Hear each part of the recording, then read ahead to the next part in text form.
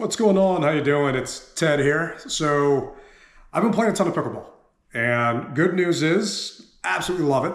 Bad news is I go through my overgrips super quick. I was surprised to see so many players that don't use an overgrip at all, and really shocked when they saw me out there actually changing my grip at one point in time. So figured, you know what? Many people might not know about it, don't know what they are. So I'll do a quick video to kind of show you what it is. I never played tennis. I didn't play any racket sports. All of this stuff was really foreign to me. I had no idea what an overgrip was, what any of this stuff was.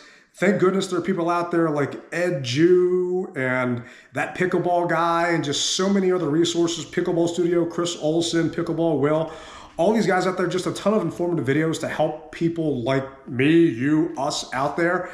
And really, I just lived on YouTube for the past couple of months, just trying to find anything I possibly could to help make my game better because I didn't have that natural tennis background, racket sport background. And one thing I noticed was a lot of people are using overgrips. So I figured, hey, if it's working for them, if it's helping their game, then maybe it'll help mine.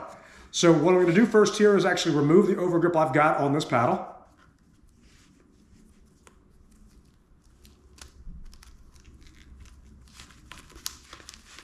So we'll take this existing overgrip off. I actually have a Hesicor grip on all of my paddles. I had tennis elbow starting off, and it was just unbelievably painful. I looked into other options, and one thing I saw was Hesicor grip could actually help out with your tennis elbow. And it also helped out with my soft game at the net. I found myself gripping my paddle way too tight when I was up in the kitchen, popping balls up I shouldn't have popped up. And adding this actual Hesicor grip, you see a little gel grip here, to the paddle, really changed my soft game up at the line. I stopped popping the ball up inadvertently at times. And another reason why I was actually gripping my paddle before I had a Hesicor on it or an overgrip on it was slipping out of my hand. I would play for 3-4 hours at a time. My hand was getting slippery at that point, and I would actually have to hold on to the paddle tighter.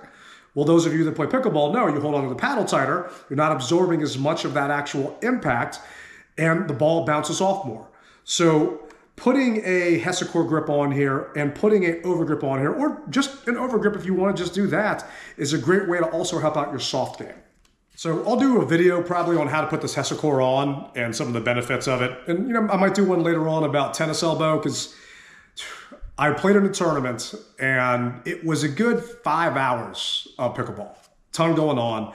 The very next day I went out to the courts again just to practice and just hit some balls around with some friends. I tried to do a backhand dink, and next thing you know, I just completely couldn't lift my paddle anymore. The tennis elbow was just radiating from here and it was horrible.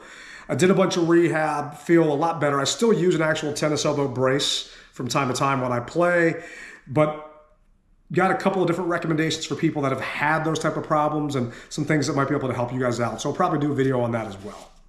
But start off, Udrippin is who I use all my overgrips from. So this is actually my wife's paddle, hence the pink here. But that's her favorite color. Wanted to put it on here for her. I'll put a link inside the video down at the bottom in the description. You can get 15% off your Udrippin order by using that promo code I've got down there. It's TailgateTed15. But in my opinion, they make the tackiest grips out there. Once again, shout out to Ed Jew for putting me onto these. I also noticed several people at my home court that use these as well. And luckily now they're actually using my code to also get them 15% off. But first, when you order these, you will see that there is a little Udrippin piece here that kind of wraps your overgrip. You want to grab this, set this aside, and save it for later. Next, you're just going to kind of unravel this thing. So you're going to have two sides on this overgrip. One side is going to be super tacky. The other side, not so much. You're going to want to take all this tape off on both sides. Now, the side here that has the white piece, I usually save that for last to take off. That way I kind of know where to start wrapping my actual paddle itself. But removing this, take all of it off at once. You'll see here that there's actually a kind of a crease on here. That's important. When I was first doing this, I actually thought that that went at the top of the handle. of my paddle, not at the bottom, because I figured, oh, well, that just kind of makes sense. Well, turns out I was completely wrong. So you start off on this side. So this is that white piece here. This helps you start adding the actual overgrip to your paddle. So we'll go from here. And you want to put this so the actual crease side is facing up on the paddle. So if you can take a look here, just start with the butt of the paddle and just start wrapping it around. I put roughly 50% tension on here and then just start slowly going in revolutions around the paddle. Once you kind of get to that angled spot there, I might be able to see it a little bit better on the camera. Once you get to that little angled spot there, start slowly twisting it around, applying still kind of half of that tension around the overgrip itself. And you just start wrapping over about 50%. It really depends on how thick you want your overgrip. Some people like a thicker overgrip. Some people want a thinner overgrip. For the missus, she actually prefers it to be a little bit thicker so it absorbs a little bit more shock for her. But you just start slowly wrapping it around the paddle until you get down to the very, very end. Don't worry if you mess up or you need to start rewrapping it, but you want it so it's kind of evenly dispersed. You don't really want one spot too thick compared to the others because it's gonna really feel kind of funky in your hands at that point in time.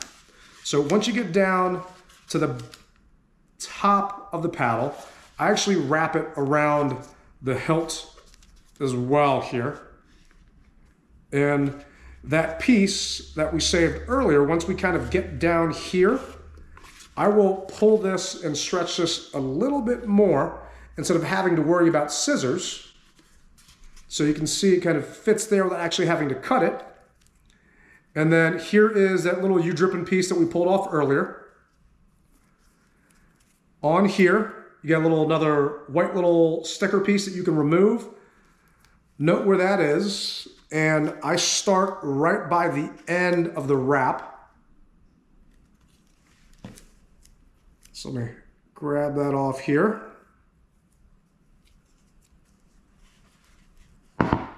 So I'll put that right here on the end of the wrap. Remove the rest of the tape from it. And then wrap it right around the overgrip at the top.